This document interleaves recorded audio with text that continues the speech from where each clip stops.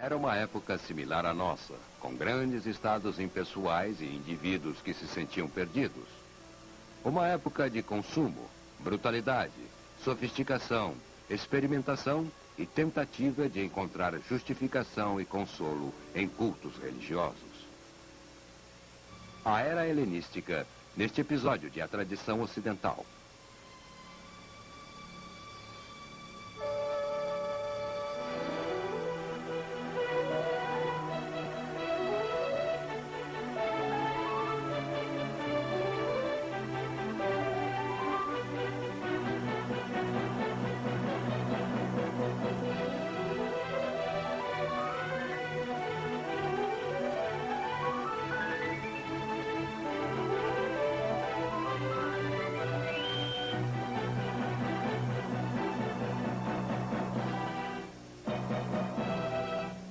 E agora o professor da Universidade da Califórnia, Eugene Weber, em sua jornada através da história da civilização ocidental. Nosso último episódio terminou com o declínio das cidades gregas independentes, as polis, e o declínio de seus livres pensadores clássicos, nos 3 séculos antes de Cristo. Mas agora não ocorria, como seria previsível, uma era de declínio. Ao contrário, assim que a influência das polis foi reduzida, um novo espírito de abertura surgia na era helenística, um espírito de experimentação e diversidade. O mais notável elemento disso estava na arte. Os artistas do período clássico impuseram padrões que iam muito além das mudanças e decaimento que fazem parte da vida. Mas os artistas da era helenística tentaram aplicar as qualidades humanas que sofrem mudanças e a variedade da vida.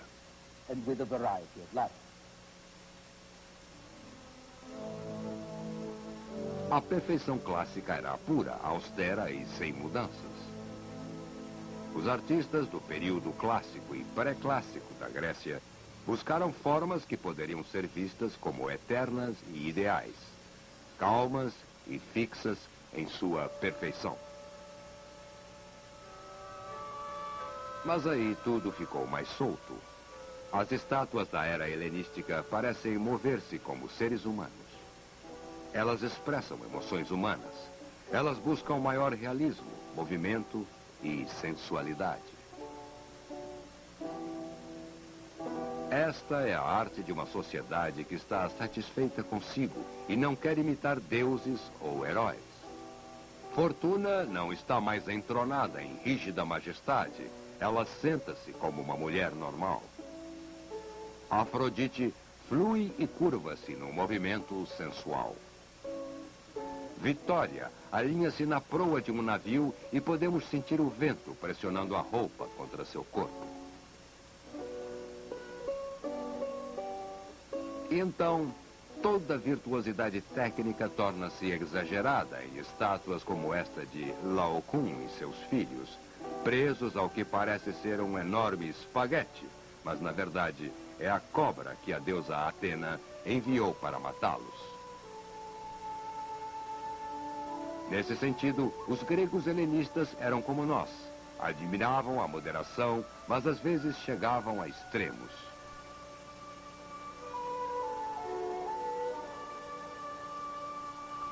Mas embora esta arte, com seu toque barroco e caráter grotescamente açucarado, seja menos admirada que as anteriores, ela é mais natural, mais dramática e dinâmica.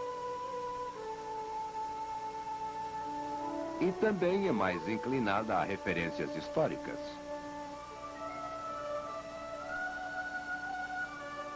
Esta é a primeira era de museus, coleções, bibliotecas públicas e privadas e arqueologia. Aquilo que alguns consideram uma época de fragmentação e alienação num estado impessoal, outros apreciam como a maior independência numa sociedade mais aberta e menos restritiva. A polis decreta que a arte sai, o indivíduo determina que a arte entra. Há retratos em bustos e pinturas que não são idealizados, mas sim imitam a vida. Há paisagens e naturezas mortas que teriam sido irrelevantes na época dos deuses e das polis. E agora, o centro da vida literária não é Atenas, mas sim Alexandria, que produz a especulação psicológica com biografias e autobiografias.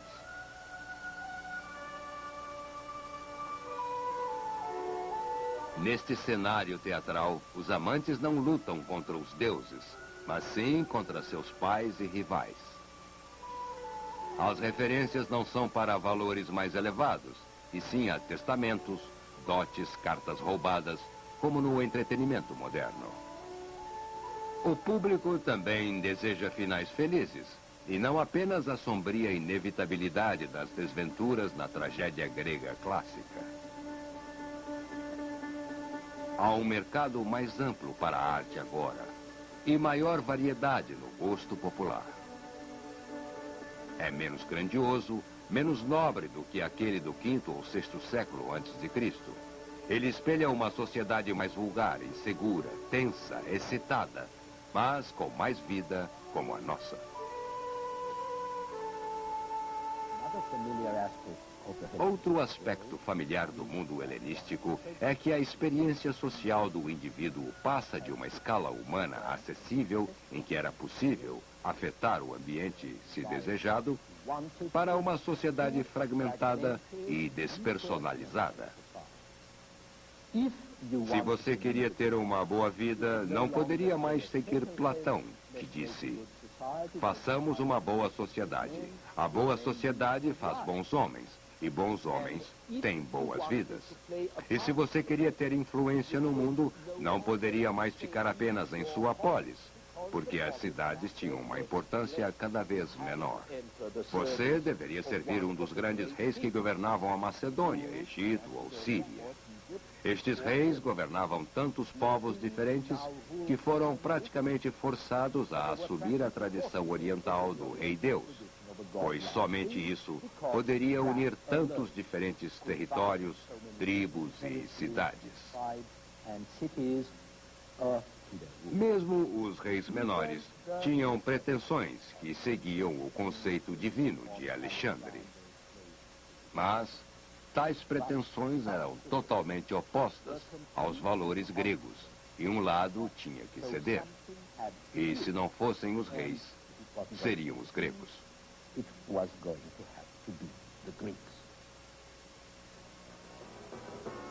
No quarto século antes de Cristo, quando Alexandre pediu à Grécia que o adorasse como a um deus, os espartanos, por exemplo, reagiram com uma mistura de praticidade e ceticismo.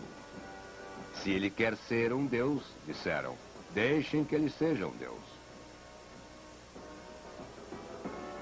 É fácil ver aonde isso levou, analisando Antíoco I, um rei helenista do primeiro século antes de Cristo. Quando ele construiu sua tumba em Nemrodag, que hoje fica na Turquia, Antíoco cortou o topo de uma montanha de 2.500 metros de altura, substituindo-o por seu túmulo, um edifício com mais de 100 metros de altura, com colossais estátuas de deuses gregos e persas, e bem ao centro fincou seu trono, um deus entre deuses. Hubris, em tal escala, era uma quebra radical da tradição grega de moderação. Também ofendia as ideias gregas de dignidade do homem livre, sujeito apenas às leis da polis. Mas os dias das cidades autônomas haviam chegado ao fim. Agora o poder estava com os reis.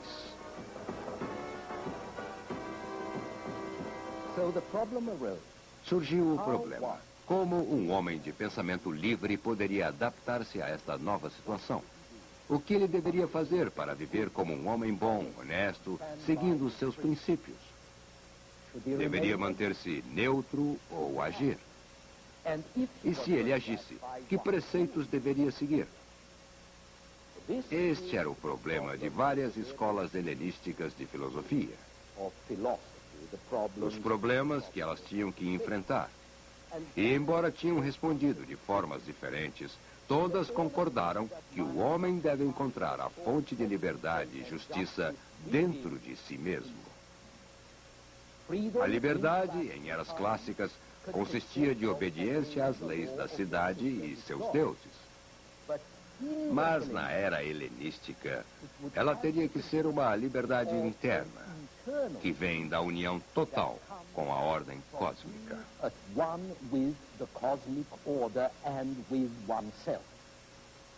O homem sábio é livre, mesmo que seja um escravo, se souber restabelecer e reter sua liberdade eterna.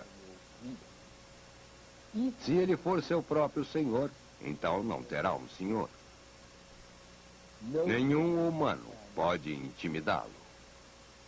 Paixões, receios, ambições e desejos não podem abalar sua equanimidade. Ele não sente as pedras e flechas do mau fortúnio.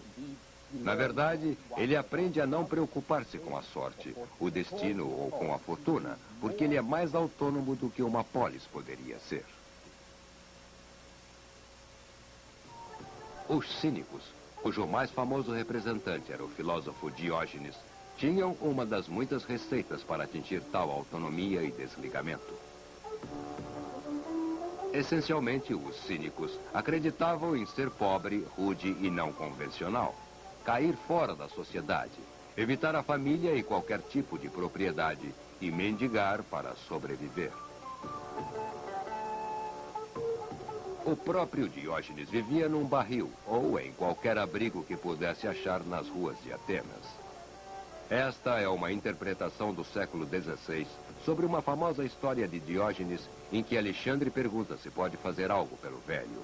E Diógenes pede que ele saia da frente da luz. Esta é uma forma de evitar o destino, desistir de tudo e ser rude com os outros. Outra forma é evitar as pessoas e o mundo, exceto por algumas boas almas e as coisas essenciais necessárias a uma vida civilizada. Evite a dor, a preocupação e as ansiedades que acompanham os interesses mundanos. Procure apenas o prazer. A palavra hedonismo é derivada da palavra grega para prazer, mas não os prazeres vulgares da carne, e sim a satisfação que vem com a paz de espírito. Esta era a doutrina do filósofo Epicuro, que viveu de 341 a 270 a.C. Como sua doutrina recomendava o abandono do mundo, nunca teve grande influência política ou histórica. O maior rival de Epicuro foi Zeno, que viveu de 335 a 263 a.C. É significativo que, enquanto Epicuro ensinava sua doutrina num jardim particular, Zeno lecionava num espaço público, uma estora como esta. E o estoicismo, o nome da filosofia de Zeno, refere-se mais a temas públicos que o epicurismo, porque ensina que a liberdade interna vem da harmonia com a ordem universal. Entenda a ordem cósmica, diz Zeno. Compreenda o desejo soberano do universo. Então, submeta-se a ele e você será livre.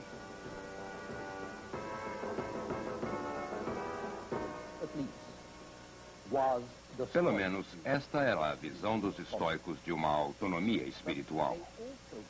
Mas eles também acreditavam que você não poderia simplesmente ignorar o mundo ao seu redor por ser um reflexo, embora pálido, da ordem cósmica.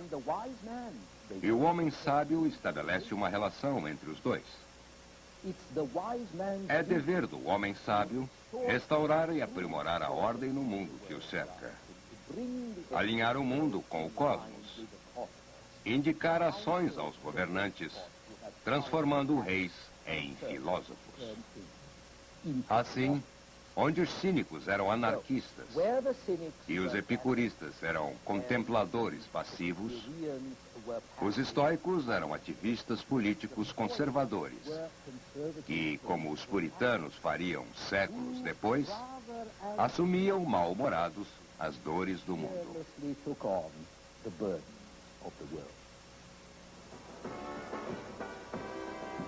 Mas, por mais relutante que pareça o estoico, sua filosofia é positiva, porque ele ensina que uma ordem superior governa o mundo e que é dever do homem bom respeitar os valores nobres que são sua maior recompensa.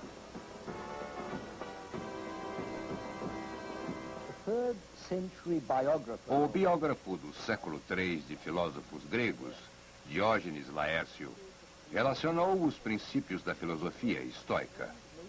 Ele disse: o fim pode ser definido como vida em acordo com a natureza. Ou seja, de acordo com nossa própria natureza humana, bem como a universal. Uma vida em que evitamos quaisquer atos proibidos pela lei que é comum a todas as coisas. Isto significa a razão correta que permeia todas as coisas.